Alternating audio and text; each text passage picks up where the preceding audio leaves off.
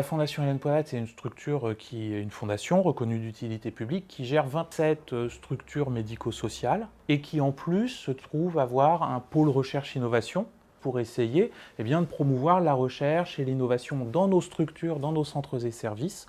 On est une entreprise de transformation digitale qui a 25 ans dans des expériences surtout de web et d'hébergement et qui a lancé son pôle recherche et innovation, notamment autour des sujets de santé. Et un de ces sujets, un des 3 axes qu'on avait envisagé, c'était les troubles du neurodéveloppement. Parmi les troubles du neurodéveloppement, il y avait les questions de l'autisme. Et c'est sur ces questions-là que la suite à l'autisme a été lancée, justement. Il y a aussi le CAMS de la Martinique qui participe au projet. Et en fait, en travaillant sur l'élaboration de la réponse à l'appel à projet, tous ensemble, on s'est rendu compte qu'il y avait une opportunité très intéressante dans le fait d'avoir un CAMS à la Martinique, un CESAD à Melun et un IME à Villers, parce que les populations accueillies dans les 3 structures ne suivent pas exactement les mêmes démographies. Il y en a une très bonne partie qui accompagne des jeunes avec des troubles du spectre autistique. À la Fondation, on a développé une solution avec le casque HoloLens pour la rééducation à la marche. Et le côté proposition d'applicatifs pour les jeunes avec troubles du spectre autistique, c'est quelque chose qui est à l'initiative d'Actimage. Et nous, on va être plus sur le sujet de l'apprentissage. Comment on peut utiliser le HoloLens ou la réalité mixte de manière générale. Et la familiarisation avec les technologies, c'est notre cœur de métier.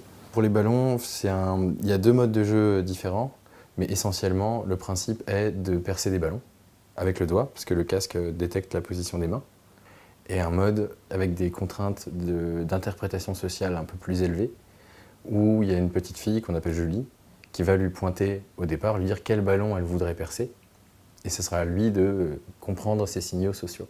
De se déplacer dans l'espace en fonction d'un objectif précis et de voir que c'est le ballon qu'il faut aller attraper et s'intéresser à une chose, orienter son regard, orienter sa position corporelle pour aller éclater le ballon précisément. Il faut savoir que chez les personnes avec TSA, il y a quand même des gros troubles au niveau de la communication. C'est des personnes qui n'ont pas les codes instinctivement, ils ont besoin qu'on leur apprenne les codes sociaux. On a eu l'occasion d'être formés par Actimage il y a quelques semaines et ça a été d'une facilité. Donc on a pu commencer à se projeter sur les projets des enfants pour savoir à quel enfant ça allait correspondre. Cette facilité vient aussi du fait que les professionnels ont exprimé dès le début leur intérêt pour le fait de participer à l'expérimentation. Dans 6 mois, on aura déjà entamé la phase d'amélioration de l'application suite au premier retour des éducateurs et éducatrices. Nous, à la fin de chaque séance, on va pouvoir remplir des grilles d'évaluation qui vont être codifiées pour pouvoir faire retour à Actimage des progrès des jeunes qui vont pouvoir avoir accès à l'expérimentation. Des frais engagés pour ne serait-ce qu'arriver aux applications que la Fondation a pu développer, qu'on a pu développer, c'est déjà des gros financements. Je pense que c'est ce que Structure 3.0 a permis de plusieurs manières.